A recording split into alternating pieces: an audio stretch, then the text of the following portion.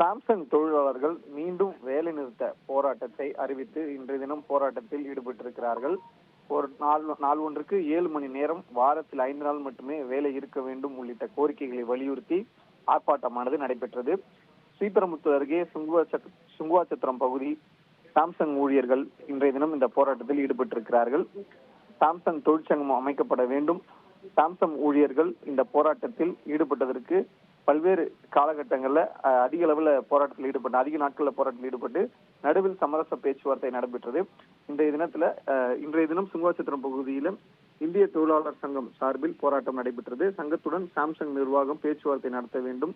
தொழிலாளர் கமிட்டியுடன் போட்ட ஒப்பந்தத்தை கையெழுத்திடுமாறு தொழிலாளர்களை கட்டாயப்படுத்தக் கூடாது. சங்க நிர்வாகிகள் 23 பேருக்கு எதிராக போடப்பட்ட நடவடிக்கைகளை கைவிட வேண்டும் உள்ளிட்ட கோரிக்கைகளை வலியுறுத்தி இந்த போராட்டமானது நடைபெற்றது. செய்திகளை உடனுக்குடன் தெரிந்து கொள்ள உடனே சப்ஸ்கிரைப் பண்ணுங்க.